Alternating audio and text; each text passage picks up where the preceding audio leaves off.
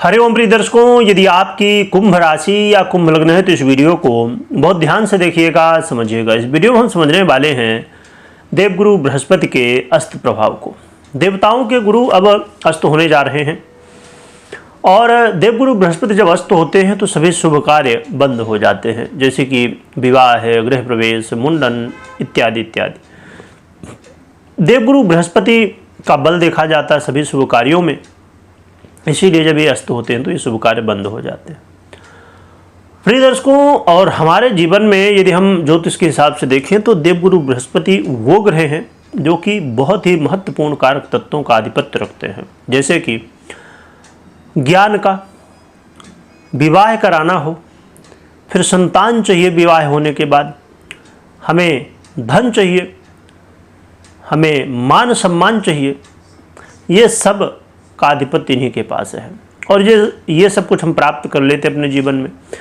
हमने ज्ञान भी अर्जित कर लिया, हमने पैसा भी अर्जित कर लिया, हमने मान सम्मान भी प्राप्त कर लिया, हमारा विवाह भी हो गया, हमारे संतान भी हो गए, सब कुछ हम अपने जीवन में कर चुके हैं।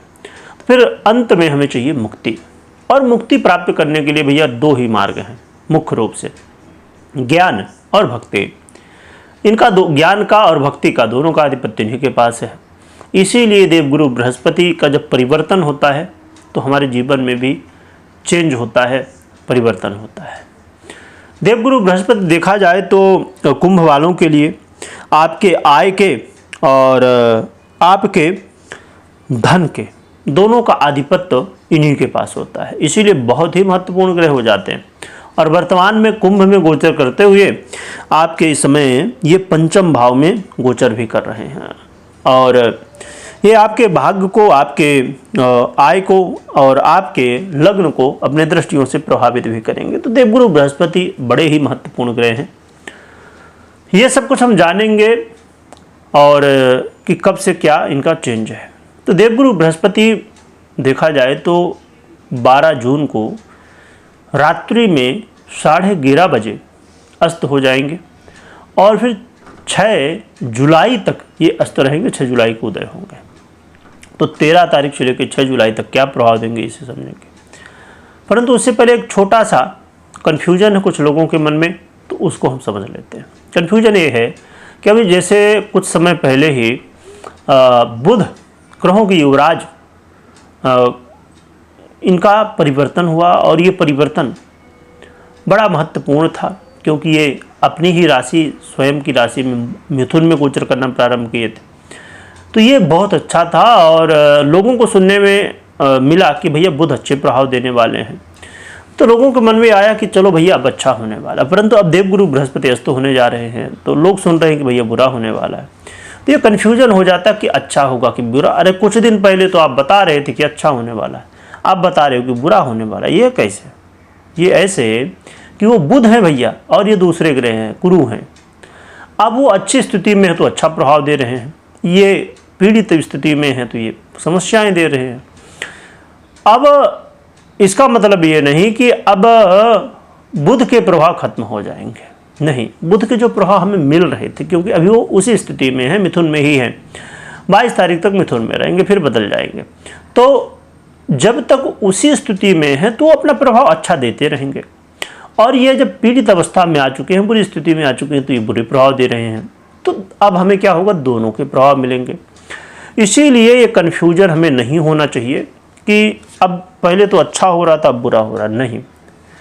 दोनों ग्रह अपना अपना प्रभाव देंगे, ऐसा नहीं कि वो प्रभाव देना बंद कर देंगे या तो ये कर देंगे, नहीं। सबके जितने 9 के 9 ग्रह अपना प्रभाव देते रहते हैं, जो जैसी स्थिति में है वो वैसा प्रभाव देता है। इसीलिए मैं कहा करता हूँ कि अब जब मैं स्टार्टिंग में थोड़ा कैलकुलेशन पार्ट बताता हूँ या लास्ट में बताता हूँ, तो लोगों को क्या चाहिए, बस हमें ये बताओ कि होने वाला क्या है, समझना कुछ नहीं है। और यही रीज़न होता है कि हम कंफ्यूज होते हैं। जब तक किसी विषय में आप जानकारी नहीं रखेंगे तो सीधी सी बात है, कन्फ्यूजन तो होगा ही होगा। इसलिए हर एक व्यक्ति को, ऐसा नहीं कि ज्योतिषी को ही ज्योतिष की जानकारी हो, हर एक व्यक्ति को जिसे भी राशिफल देखना है, समझना है, तो थोड़ा बहुत, मैं कहता हूँ चलो ठीक है बहुत ज़्यादा नहीं, थोड़ा बहुत जानकारी इतनी तो होनी ही चाहिए। इसीलिए आप लोगों के लिए हमने एक चैनल भी बनाया है, चिंतामणि ज्योतिष ज्ञान, जिसमें ज्योतिष सिखाया हम समझते हैं क्या कैसा है।